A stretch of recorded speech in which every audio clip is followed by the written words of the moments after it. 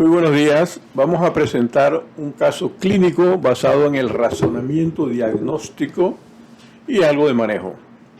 Este caso ha sido presentado o va a ser presentado por la doctora Angélica Mendoza Vargas, que es residente R1 de Medicina Interna del complejo, en el programa de docencia de la doctora Lisbeth López como jefa de docencia. Se trata de un paciente varón de 51 años que acude con cuadro de 3 meses de evolución de edema de miembros inferiores, aumento del perímetro abdominal, disnea progresiva a moderados esfuerzos, pérdida de peso no intencionada de 4 tallas, importante, 33% de peso corporal total, y 2 meses antes del ingreso presenta fiebre no cuantificada, sin predominio horario, sin sudoración nocturna y episodios intermitentes de hematoquesia y palidez de tegumento. Antecedentes personales: solamente diabetes mellitus tipo 2 y usa metformina 850 miligramos cada día. Antecedentes son irrelevantes, excepto que en hábitos tóxicos tiene un Audi C7 puntos por el uso inapropiado de alcohol. Y la demás historia es irrelevante. Al examen físico tiene una presión arterial de 150/85 y una frecuencia cardíaca 92, una frecuencia respiratoria de 20, una saturación de 96 al aire ambiente y una temperatura de 37, estaba estable excepto la presión un poquito alta y el pulso un poquito, sin fiebre. Está alerta, consciente, orientado, en buen estado general. Tiene ictericia, tiene ingurgitación yugular a 30 grados, no hay adenopatías en el cuello y se encuentran arañas vasculares y circulación colateral en el tórax. Es importante, ¿no? El corazón tiene ríos cardíacos rítmicos, no hay galope, no se ocultan soplos, no hay frémitos. Los pulmones tienen buena entrada y salida del aire, o sea que no hay datos de fusión pleural ni neumonía, sin craquido ni sibilancia. El abdomen tiene ascitis, tiene signo de la ola presente, tiene timpanismo coronal presentes, la que era significativa la ascitis, y no pudieron palpar visceromegalia porque tenía la ascitis. Tacto rectal negativo y tiene 3 cruces de edema en los miembros inferiores y el resto del examen aparentemente es irrelevante o normal. El examen neurológico normal. Entonces vamos a entrar en esta sesión a hacer una evaluación de la valoración de los signos, de los síntomas y de los antecedentes, ¿no? En este caso, la ingesta alcohólica, la ictericia en las escleras encontradas, la citis, las arañas vasculares, edema periférico y la pérdida de peso como lo más relevante. Entonces vamos a disecar, hacer una anatomía del diagnóstico sindrómico. Vamos a hacer una anatomía primero en el abordaje tipo A y posteriormente veremos el abordaje tipo B. El abordaje tipo A, que es el sencillo tradicional que nos han enseñado en la escuela de medicina, generalmente es tradicional. El diagnóstico, la doctora pone como primer diagnóstico hipertensión portal en 80%, porque tenía arañas vasculares, hipertensión portal, y la sospecha obviamente es de enfermedad hepática crónica, de cirrosis, ¿no? Entonces, como primera posibilidad, cirrosis hepática alcohólica, porque tenía ingesta alcohólica, o no alcohólica, porque también tiene diabetes, ¿no? Entonces, metabólica, habría que considerar, como vamos a ver más tarde, ¿no? Entonces, cirrosis hepática obviamente tiene todo para indicar que hay cirrosis hepática. Y la doctora pone aquí también insuficiencia cardíaca en un 10% de probabilidades. En cuanto a la hipertensión portal, el estado edematoso más bien, ¿no? Entonces, acá, de segundo diagnóstico, como hipertensión portal en el 80% de probabilidad de tener hipertensión portal y ascitis maligna un 20%. O sea, que esta ascitis sea no por cirrosis, sino por que sea maligna, pero ya tiene arañas vasculares. Entonces ahora veremos más tarde, vamos a analizar primero este esquema y posteriormente analicemos el abordaje tipo B. En la valoración de los síntomas, la doctora encontró que el alcoholismo en la cirrosis hepática tiene para cirrosis hepática tiene una sensibilidad de 60% y una especificidad de 58%, prácticamente de 60%. Es un poco baja, ¿no? Un poco intermedia, ¿no? Un poquito más del 50%, ¿no? Tiene un coeficiente de probabilidad de 1.3, o sea, el alcoholismo en función de la cirrosis hepática. 1.43 suma algo y 0.69 con coeficiente de verosimilitud negativo. Si hacemos el análisis bayesiano en la escala de Fagan, acuérdense de la probabilidad pretest, probabilidad posttest. Probabilidad posttest, el coeficiente de probabilidad. Si había una probabilidad de 70% de tener cirrosis hepática, entonces en el uso del alcohol nos orienta, entonces nos ayuda a aumentar la probabilidad posttest en un 75%. Se aumenta un poco más de 70, 75, no aumenta mucho, ¿no? Y si no hubiese alcoholismo, prácticamente queda en 60%, o sea, lo descarta, ¿no? Si no hubiera un uso inapropiado de alcohol, la cirrosis igualmente se daría, ¿no? Uy. En la valoración de signos y síntomas, entonces, la doctora hace un análisis de la ictericia y encontró que la sensibilidad es un 78% para cirrosis y la especificidad es un 69%. Aumenta un poquito más el coeficiente de probabilidad en 2.52 y el coeficiente de probabilidad negativo baja un poco más. Haciendo el análisis bayesiano, si hay 70% de probabilidad pretest de tener cirrosis hepática, si tiene ictericia, entonces aumenta un poquito a 85%. Eso no quiere decir que si usted sospecha y el paciente tiene ictericia, puede tener ictericia por otras razones, ¿verdad? Entonces, pero aumenta una probabilidad a un 85% de tener. Si no tuviese ictericia, o sea, el paciente está estable, no tiene ictericia, tiene cirrosis, un 70% de probabilidad, y no tuviera, quedaría en un 40% de tener cirrosis. Si no tiene ictericia, o sea que no necesariamente tiene que tener ictericia para tener cirrosis. Eso es lo que quiere decir este análisis sencillo. Ascitis en cirrosis, aquí ayuda un poco más. Tiene un coeficiente de probabilidad de 6.8, muy importante. Y acá no varía mucho, no ayuda mucho. Pero el coeficiente de probabilidad de 6.8 aumenta un poco más porque tiene una buena especificidad. Es poco sensible porque la ascitis en cirrosis se ve poco, es poco sensible. Pero cuando tiene ascitis, entonces aumenta la especificidad. Y haciendo el análisis bayesiano, entonces con 6.9 de coeficiente de probabilidad nos da un más del 90% de probabilidad posttest.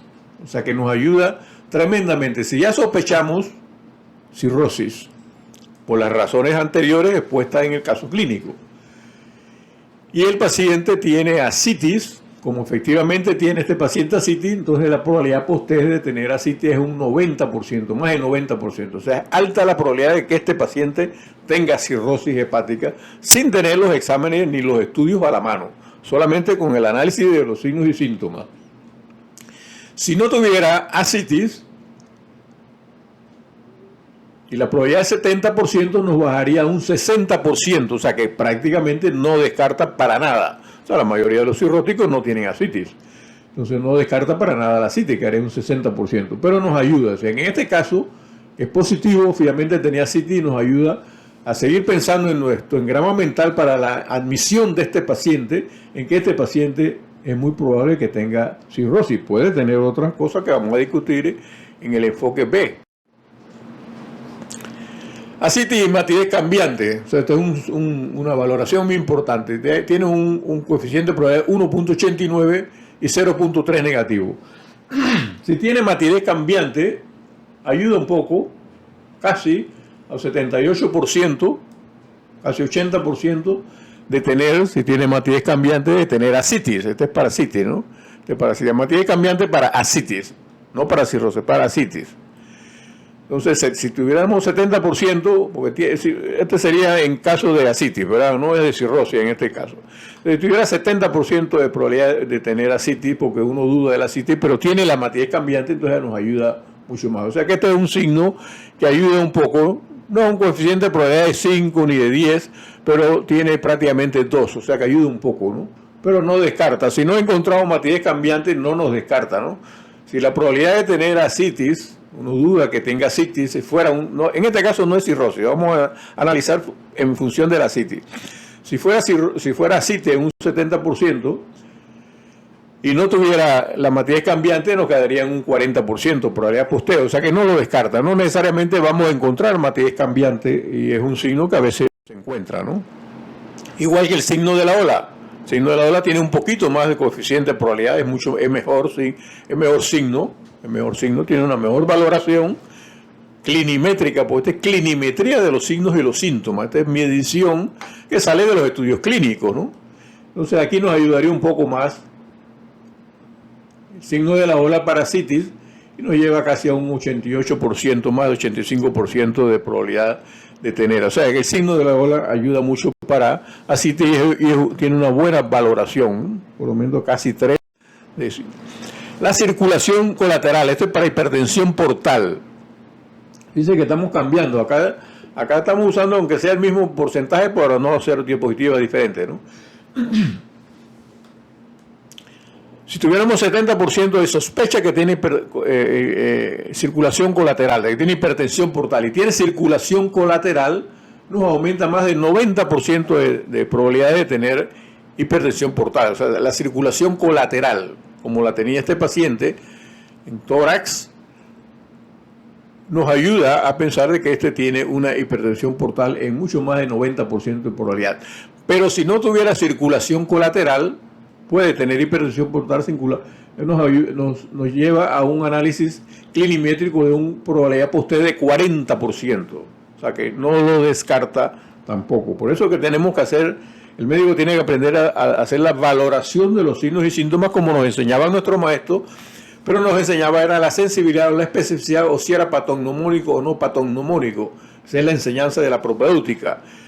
En los últimos 20 años, 15 años, 20 años, se ha desarrollado entonces la parte clinimétrica, la valoración de los signos y síntomas basado en los estudios clínicos,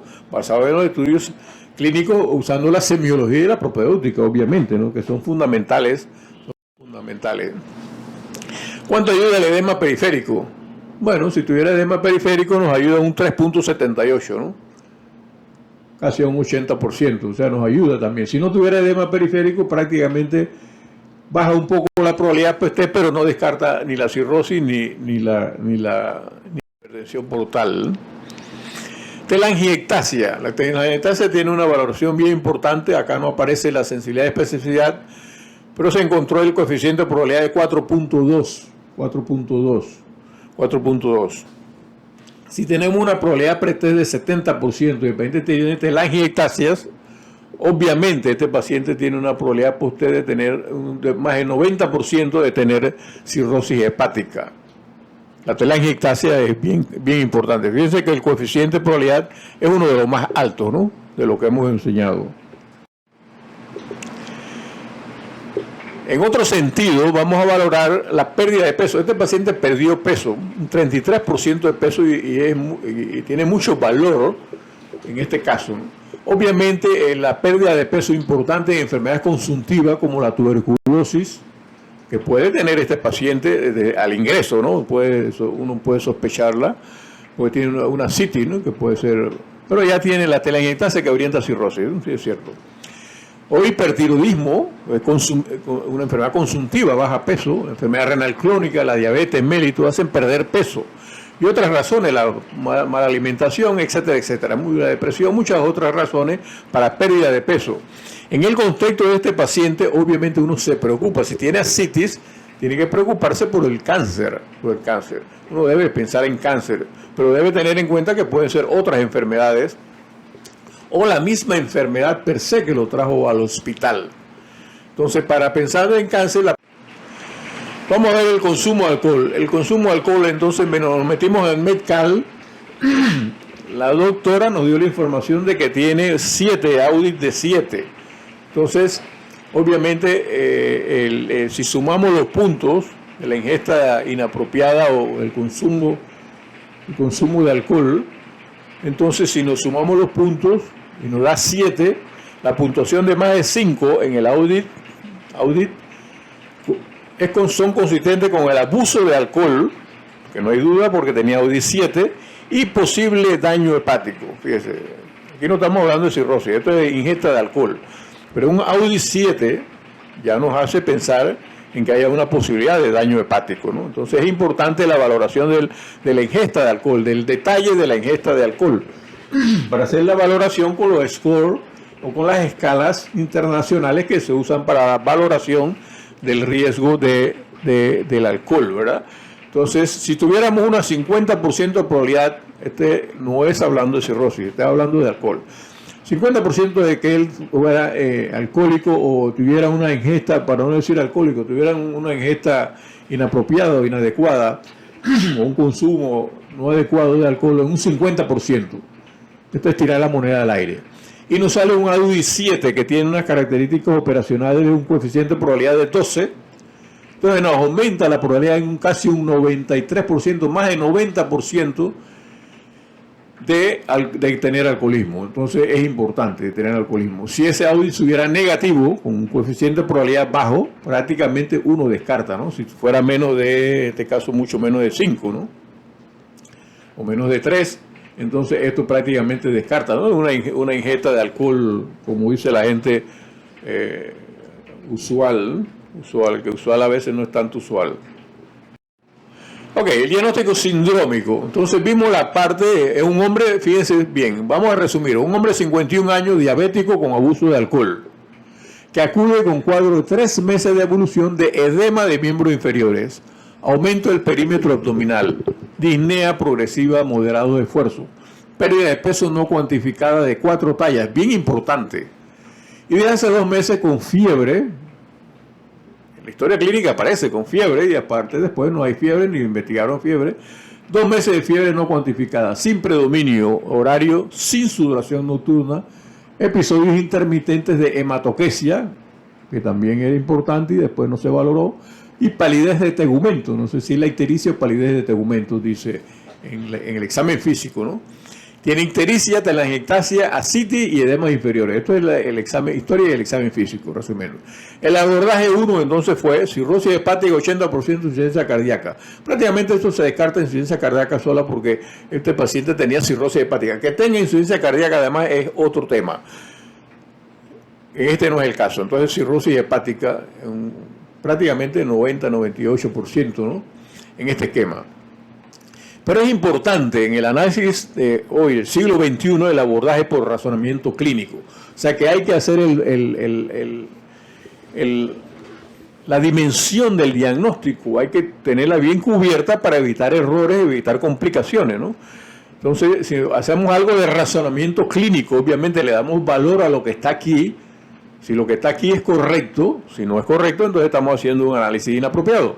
Por eso es que la historia clínica y el examen físico esencialmente debe ser con un tiempo prudente, con buena dedicación y hacer las veces de médico en la investigación clínica como médico, pero también de Sherlock Holmes buscando otras cosas, haciendo investigación, ¿verdad? Que no hay el tiempo, obviamente, el sistema no da para que el médico tenga el tiempo suficiente para dedicarse a más de 1 hora para la historia clínica de un paciente, ¿verdad?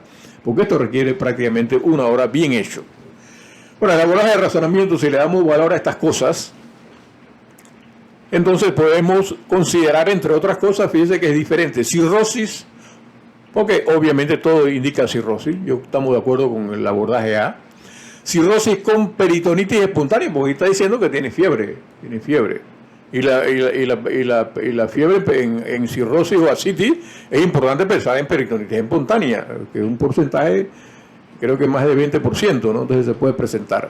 Versus una tuberculosis peritoneal. Estamos en Panamá, este paciente tiene ascitis, tiene 3 meses, tiene 2 meses de fiebre no cuantificada según esto, si esto está bien. Lo que pasa es que a veces se recogen o se ponen datos que no son correctos o que no son... Entonces habría que pensar en la tuberculosis peritoneal. Esto es por la fiebre, pensando en la fiebre. O sea que uno debe pensar en la fiebre, meter aquí en proceso infeccioso en esta cirrosis. Obviamente tiene ascitis y cirrosis, no es la duda, hipertensión portal como el abordaje tradicional. Pero también dice que tenía hematoquesia y palidez de tegumento. Entonces, un cirrosis y hipertensión portal, uno piensa en varices. Y si uno piensa en varices, hay que pensar en sangrado, porque están pensando en palidez. Ahora vamos a ver los exámenes. Varices esofágica con un sangrado, que no es un sangrado masivo, pero con un tránsito acelerado porque tuvo hematoquesia, ¿no? Generalmente esta sangre acá, si es lenta, obviamente se convierte en melena, pero si es rápido el tránsito, puede ser hematoquesia, ¿no? O que esa hematoquesia venga del tubo digestivo, como vamos a ver más tarde, ¿no? Hematoquesia y anemia. O que este paciente tenga una citis maligna, neoplasia de colon gástrica, o tenga también esto es por la pérdida, ¿no? Por la pérdida de peso de anemia, habría que pensar en tubo digestivo, ¿verdad? Colon y gástrico. Este es el abordaje de razonamiento por esto que puso el médico al ingreso. Entonces, tenemos que considerar y razonar sobre todos los aspectos para evitar errores. O que este paciente, como es diabético, tenga una enfermedad crónica descompensada por diabetes y uso de alcohol, ¿no? Entonces aquí la valoración de esto sería, esto no contradice la hipertensión portal y la cirrosis, porque está aquí inmersa, ¿no? En estos dos está inmerso. Entonces le daríamos, porque como es 100%, 80 y 10 son 90, aquí sería 20, ¿no? 80 y 20. O sería 90 y 10, sería 100, para que quede 100. Esto es un error aquí, perdón. Por acá, para que dé 100, entonces tenemos que prorratear la probabilidad post-test, la probabilidad pre-test. 40% le dimos 40% de la cirrosis con peritonitis, porque la cirrosis está allí y la citis está allí. Y tenemos que ver si tiene o no peritonitis, ¿no? Por la historia nada más de la fiebre. Ahora tenemos que ver los estudios, si tiene fiebre, y los estudios, el hemograma y los estudios de la citis. Un 40%, un estimado, una probabilidad pretest de 40%. Tiene varices porque también tiene hipertensión portal y puede tener varices, y puede haber sangrado o no, pero puede tener varices y una probabilidad, entonces le damos un 40%. Aquí sería 80%, ¿no? 80% que va con esto también. Y pensando en una citis maligna, en un 10%, muy bajito la citis maligna porque ya tenemos hipertensión portal, ya tiene circulación colateral y telangiectasia, o sea que prácticamente tiene cirrosis. Esto lo ponemos porque la pérdida de peso es de 30%, ¿no? Pero también puede ser un hepatocarcinoma, ¿no? Entonces, por la pérdida de peso nada más, pero por la pérdida de peso y anemia es tubo digestivo. Por la pérdida de peso sola, entonces agregamos otros cánceres que pueden tener los hombres, y en este caso de cirrosis, obviamente, es el hepatocarcinoma, ¿verdad? Entonces, habría que hacer esta disección aquí. Pero este es el pensamiento cuando uno va a admitir el paciente, ¿no? Aunque esta probabilidad es baja, ¿no? Esta probabilidad es baja.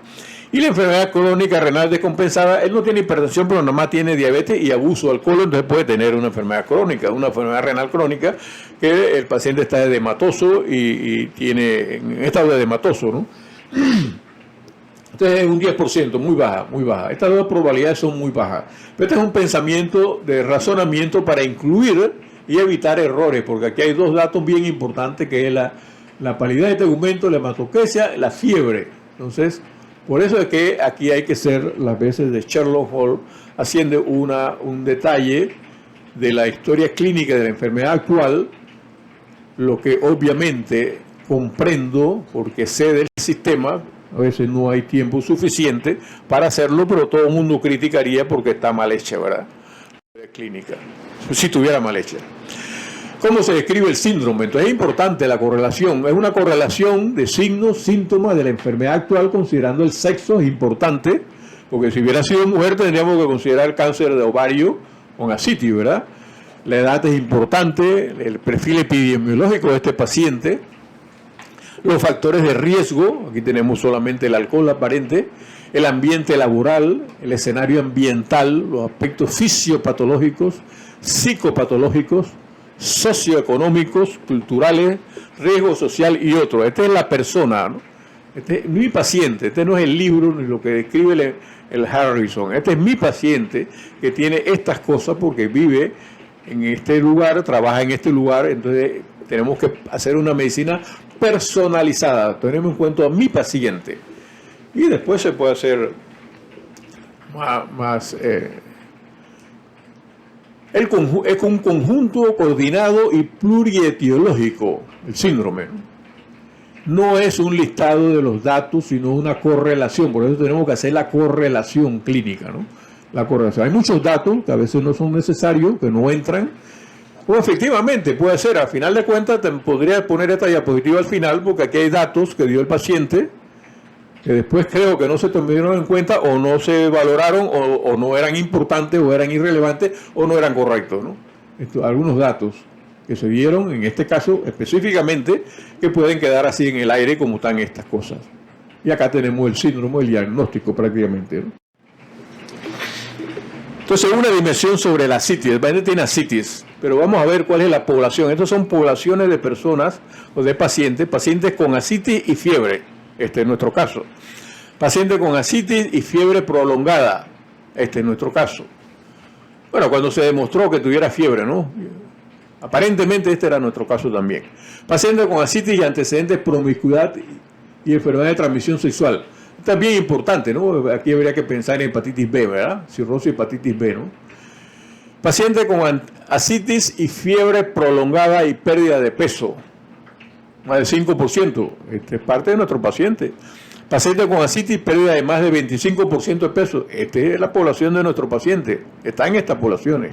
Son dos poblaciones diferentes, fíjense. Pacientes mujeres, este no es el caso, con asitis mayores de 60 años con pérdida de peso. Aquí habría que considerar el cáncer de ovario. Pacientes de mujeres con asitis de edad de 35 años, entonces mujeres más jóvenes, enfermedad de tejido conectivo, colágeno. Pacientes con asitis indígenas que viven en hacinamiento. Enfermedades como tuberculosis. Pacientes con asitis y pérdida de peso y trombosis de la pierna, que no es nuestro caso. Hipercoagulabilidad, que es síndrome de Trousseau, el cáncer de otro tipo, cáncer gástrico y páncreas. Paciente con asitis sin pérdida de peso con diabetes de 30 años de evolución, no es nuestro caso. El paciente tiene diabetes, pero no es una evolución tan larga, ¿no? Paciente con asitis y síndrome de SAF, no. Paciente de asitis y antecedentes de transfusiones de hace 25 años, hepatitis C. No había cómo detectarla, entonces hepatitis C, que es una epidemia en Estados Unidos y trasplante hepático.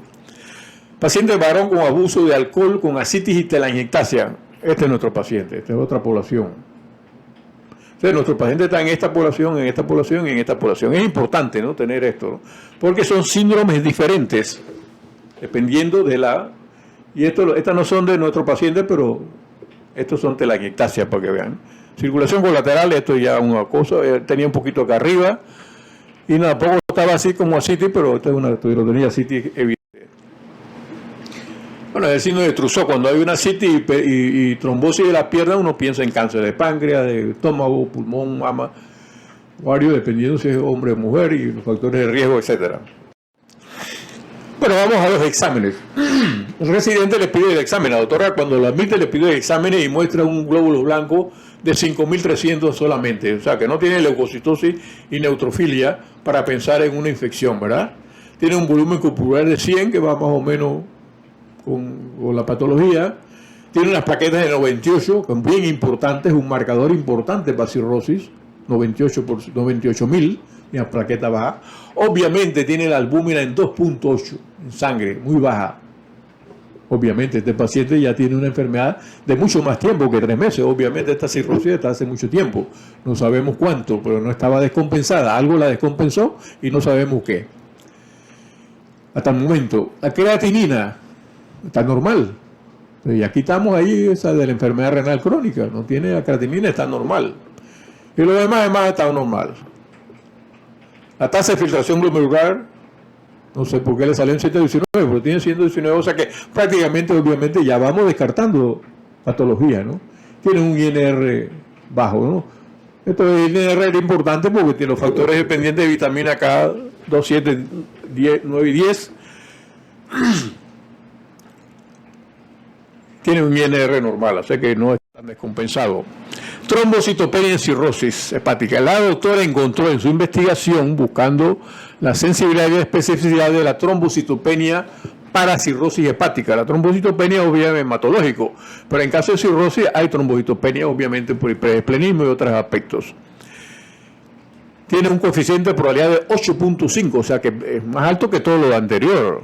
que los signos y síntomas. Fíjate, tiene 8.5, o sea que si tiene cirrosis nos orienta y tiene trombocitopenia, obviamente con 8.5 de coeficiente de probabilidad nos da una probabilidad por usted de tener 95% de cirrosis. O sea que el médico que lo admitió obviamente esperaba que este paciente tuviera trombocitopenia, como efectivamente la tenía, ¿no? Y aquí algunos aspectos de valorar. Esto es el Dynamet. Es importante que entren al Dynamet para que vean cirrosis, ascitis, cirrosis, el índice de log, que tiene que ver para ver si hay, que toma en cuenta las plaquetas, las transaminasas, cosa que es un examen sencillo que lo hacemos, el INR, y tiene una sensibilidad bien importante para detectar. Acá no dice la especificidad. El índice de log es importante, entonces hay que hacer el índice de log, hay que buscarlo en el score, ¿no? En el Metcal no aparece, pero en el Dynamet sí aparece el índice de log para ver la valoración,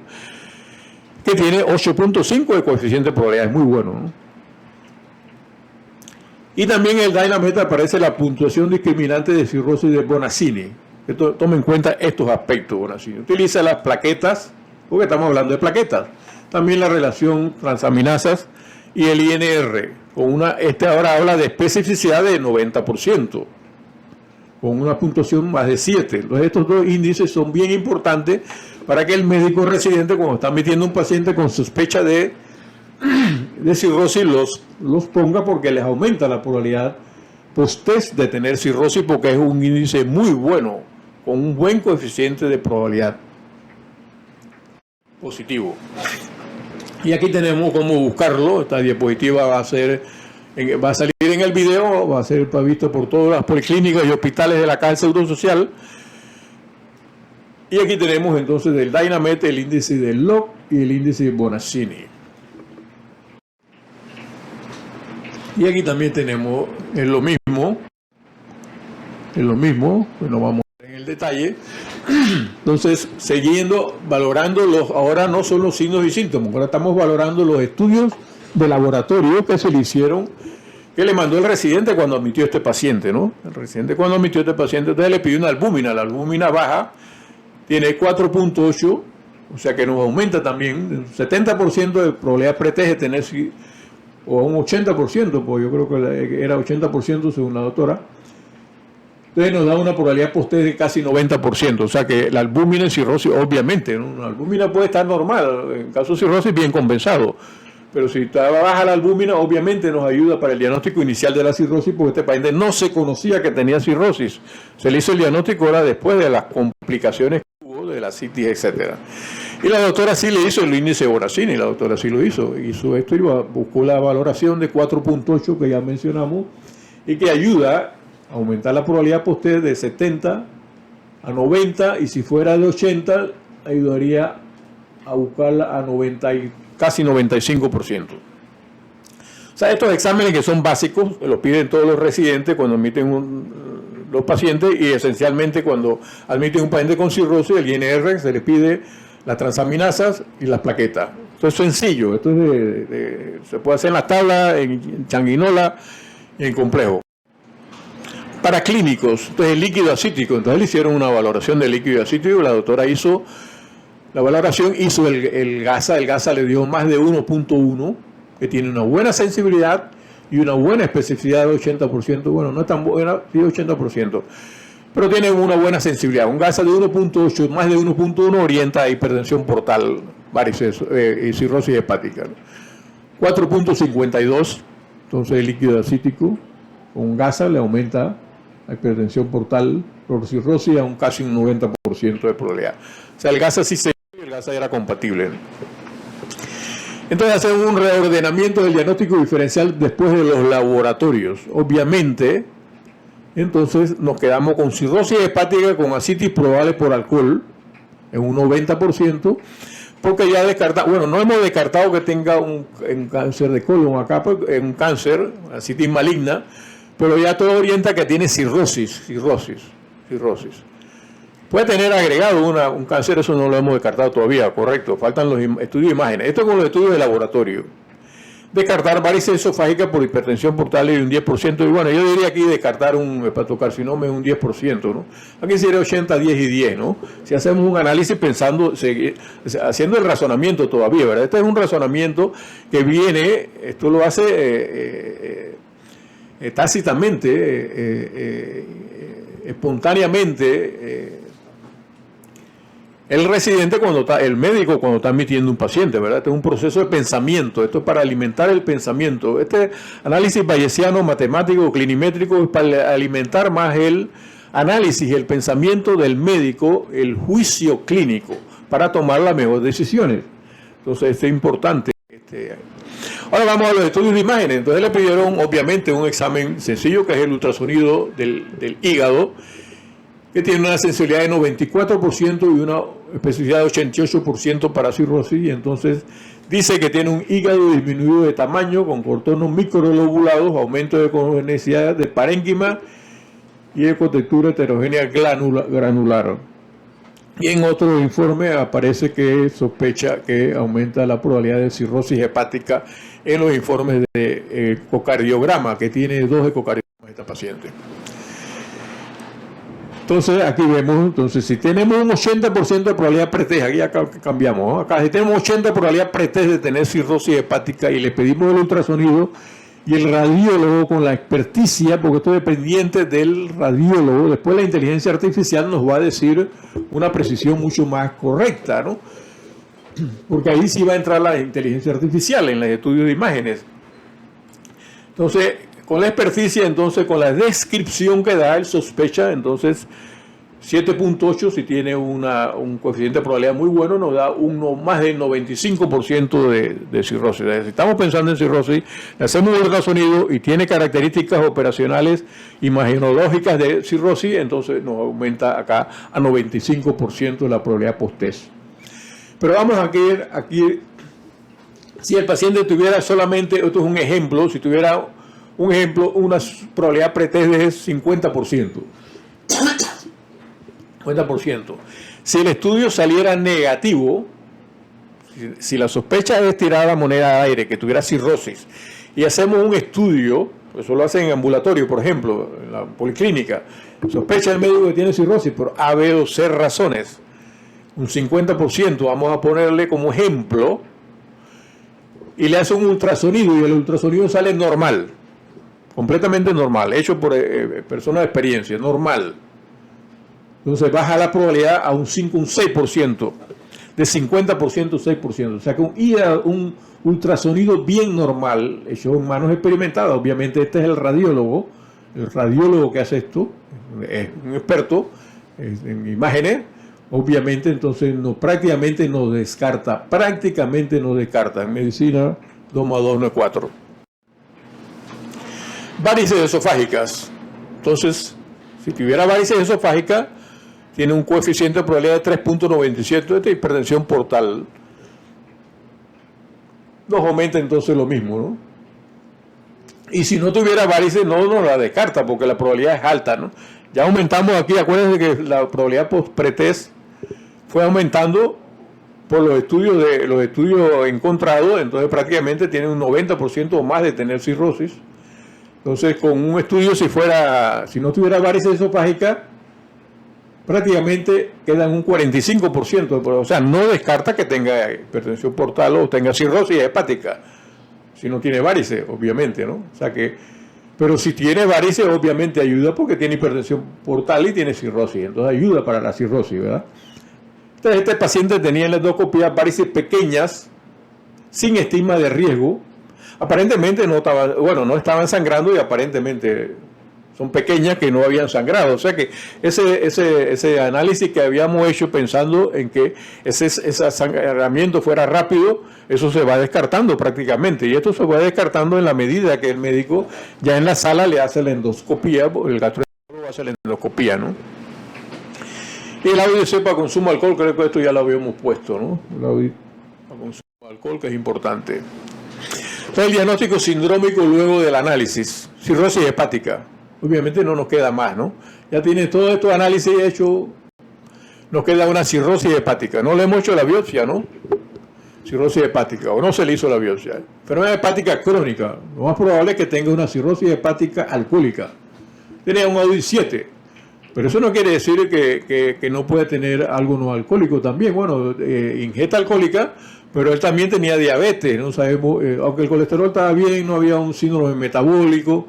Esto es para pensar en enfermedad metabólica, no obesidad, no era un obeso con síndrome metabólico. Hay que pensar en la parte metabólica asociada a enfermedad hepática, y aquí no alcohólica, y acá sería alcohólica, ¿no? Entonces estas son las fases del AGA, de la cirrosis, de esteatosis. Probablemente, como no había sospecha, no había por qué hacer ultrasonido 5 años antes. No veo la indicación del screening para buscar cirrosis, no la hay. La estetosis pasa desapercibida, obviamente, por el paciente y por el sistema de salud. Cuando hay fibrosis y no hay complicaciones, también pasa desapercibida, como este paciente probablemente tenía fibrosis hace tiempo, o tenía ya cirrosis y no estaba descompensado, algo lo descompensó y lo llevó. Bueno, esto ya sería una fase terminal que es acá avanzada, que es la hepatocarcinoma, que no se vio nada de hepatocarcinoma en el ultrasonido y no había que hacerle otros estudios.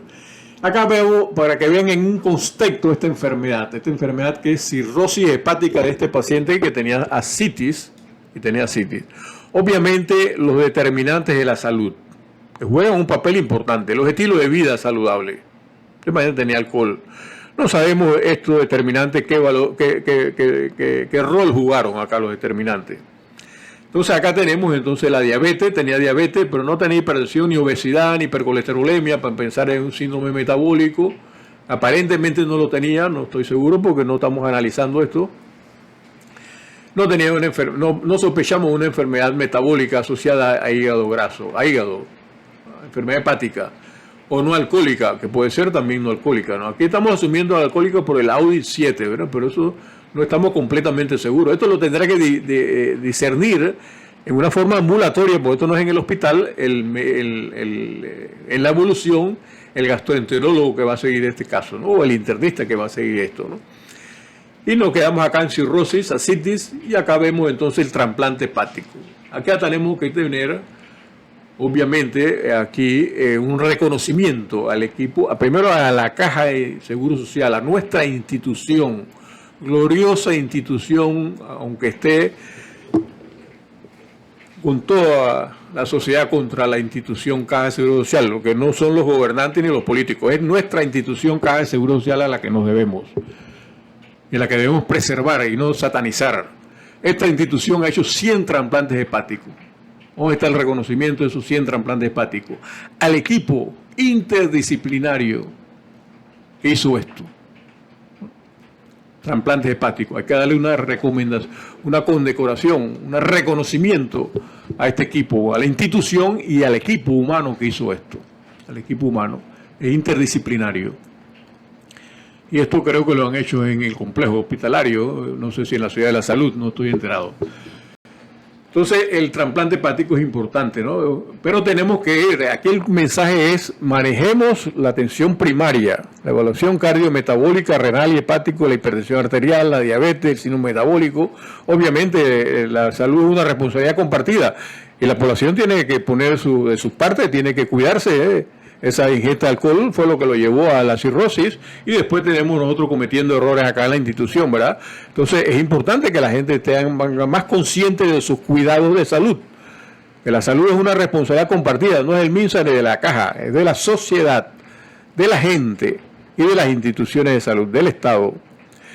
Entonces acá los protocolos de hepatitis B y C, hígado graso asociado metabólicamente, no asociado a alcohol, a la ascitis, trasplante hepático. Entonces son protocolos que hemos estado construyendo, algunos están, pero esta es la vía, es importante. Y en esta vía es importante también la atención primaria, ¿no? Las vacunaciones. La vacunación es clave aquí, porque si el paciente tuviera hepatitis B, bueno, no es este el caso. No vi el resultado de hepatitis B, pero no es este caso, hepatitis B y C, ¿no? Entonces, ¿cuándo es la vacuna o cuando vacunar por hepatitis B? O sea que la vacunación es bien importante porque la vacunación aquí te evita un hepatitis B, un hígado graso, una cirrosis por hepatitis B o un hepatocarcinoma. Entonces, la vacunación evitando el cáncer. Entonces, la vacunación es importante y esto lo hace Minsa Caja, ¿no? Minsa Caja. Entonces, la vacunación es importante. Y acá tenemos entonces el protocolo de ascitis, el actual protocolo de ascitis que estamos sometiéndolo para que la doctora que está rotando este mes en gastroenterología lo pueda discutir con los gastroenterólogos. Vamos a pedirle que tenga la benevolencia de revisarnos este flujograma, tipo de protocolo para atención primaria y para los hospitales. Esto es para todos, ¿no? Acá tenemos que hacer un análisis importante que es donde está fallando en el mundo el proceso diagnóstico, ¿no? Acá tenemos el guión de la enfermedad. Aquí tenemos en el guión de la enfermedad, tenemos que buscar ser un poco más de Sherlock Holmes, de médico y de Sherlock Holmes, buscar bien el detalle, ¿no? Porque generalmente no se presenta la enfermedad, porque esta no se presentó inicialmente en los primeros años, no se presentó. Ni clínicamente, ni el paciente lo detectó, ni el sistema de salud podía detectarlo. Y luego se detectó con la citis, ¿no? Pero ya tenía telangiectasia antes de la citis. Entonces, generalmente no se presenta como un prototipo. Esta sí se presentó como un prototipo. Esta era una cirrosis con toda, ¿no? Una cirrosis con toda. Entonces, por aquí el guión de la enfermedad. El guión del diagnóstico. Entonces, aquí donde está el análisis del examen físico, el síndrome, el diagnóstico diferencial, lo que hemos hecho acá, ¿no? El guión del diagnóstico, que es el que estamos profundizando. Y el guión del manejo, ¿no? Y en este medio aquí está la medicina basal y evidencia y el razonamiento. O sea, como clínico, el razonamiento clínico. Y el razonamiento de manejo, entonces, ¿no? O sea, que para que vean la dimensión de la enfermedad. Entonces, esto es un proceso bien integral que tenemos que tener en cuenta y considerando. Como el 60%, dicho por el Instituto de Medicina de Estados Unidos, en un estudio profundo que hizo hace varios años, muchos años, el proceso diagnóstico es donde se cometen la mayoría de los errores. Esto es en el mundo, ¿no? Esto es no es en Panamá ni en la caja, esto es en el mundo, ¿no? Entonces, la dimensión de errores es el diagnóstico en el sistema sanitario. Entonces, ellos hicieron, el Instituto de Medicina, este esquema de ellos, del Instituto de Medicina de los Estados Unidos. El proceso diagnóstico. Cuando el paciente se capta la experiencia del paciente para captarse inicialmente, desde la captación del paciente. Cuando ya entra al sistema, a una OLAPS, una CAPS, una OLAPS, una policlínica o el hospital, entonces nosotros detectamos acá, entonces tenemos que hacer la captación de la información pertinente. Aquí es la integración de la información, que es la historia clínica, el examen físico. Esto ya sería en el sistema sanitario o en el...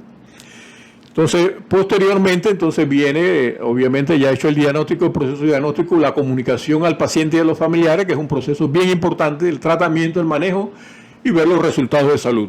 Este esquema hecho por ellos. Entonces aquí le agregamos nosotros en amarillo las partes que tenemos que profundizar en la historia clínica, el examen físico y esto, en el proceso diagnóstico. Aquí hay fallos de la adherencia, esto es el sistema sanitario y la cultura y la educación de los pacientes, el sistema educativo. Porque esto del sistema educativo tiene un rol muy importante, ¿no? De la mano de echarle el muerto al Ministerio de Salud, a la Caja del Seguro Social. Acá la educación de la gente, la cultura, la educación. Y esto de educación es de la sociedad y de la educación. Entonces, fallo en la captación de la información. Entonces, aquí estamos nosotros. Fallo en la integración de la información. Por eso es que estamos haciendo este análisis. Es diferente a la historia, a lo enseñado tradicionalmente en la medicina. Esto es un análisis matemático, bayesiano, clinimétrico, de razonamiento. El fallo en la interpretación. Entonces la interpretación es fundamental aquí para interpretar los datos de laboratorio. Entonces aquí identifica el Instituto de Medicina que hay una serie de fallos. Pero también hay fallos acá en establecer una descripción del problema de salud, identificar el problema y comunicarlo a los pacientes y a los familiares y educarlos.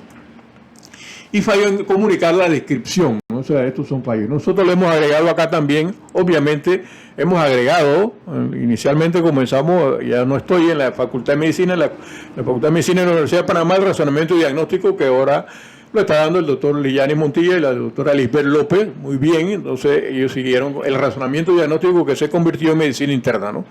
razonamiento diagnóstico. Esto se está enseñando en la Escuela de Medicina, en la Facultad de Medicina de la Universidad de Panamá. Y nosotros en la caja estamos haciendo los protocolos de soporte clínico, ¿no?, para apoyar al médico en la toma de decisiones. No son recetas de cocina, ni son normas, no son protocolos, que son de soporte clínico, para ayudar al médico en la seguridad del paciente y en su seguridad también. Este es el proceso que no voy a entrar en detalle que hemos estado haciendo, ¿no? Y acá tenemos el protocolo de ascitis en adultos, que no voy a entrar en detalle, pero tiene una parte de este protocolo es la captación de la peritonitis espontánea, captación de la peritonitis espontánea. Y en la segunda parte es la parte ya de manejo, el manejo con los diuréticos, furosemide, spironolactona, etcétera.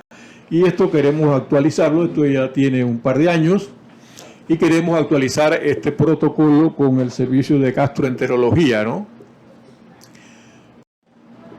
Esta es la segunda parte del protocolo. Obviamente aquí tenemos, y siempre hay que considerar, este paciente no lo tenía, la peritonitis bacteriana, que siempre está al tanto de estos pacientes, la profilaxis que haya que darle, los diuréticos, la restricción de sodio, en tal caso de ascitis refractaria, etcétera, etcétera, y aquí los coeficientes de probabilidades de algunos síntomas y síntomas que ya mencionamos.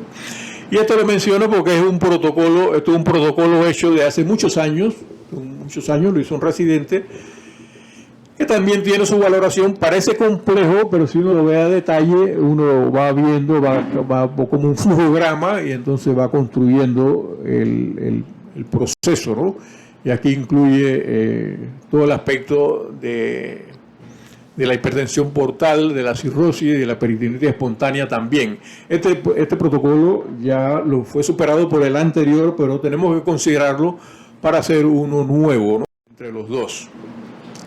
Y esto no voy a entrar en detalle, pero quiero mencionarlo porque es importante en la seguridad del paciente, el camino de la seguridad del paciente, para integrar lo que nosotros estamos haciendo con la seguridad del paciente, que es nuestra tranquilidad, nuestra confiabilidad, nuestra confianza, como también el prestigio institucional y la confianza y la confiabilidad en el sistema, que se ha ido deteriorando a través de las décadas, pero tenemos que recuperar, ¿verdad? Entonces es importante pensar en esto, ¿no?, en asumir la responsabilidad de la autoconciencia de situaciones donde la seguridad del paciente está comprometida, las habilidades de la comunicación, comunicarnos mejor, la relación interpersonal, el trabajo en equipo, buscar la causa, la raíz, la causa del problema, las descripciones, las habilidades de capacitar a los pacientes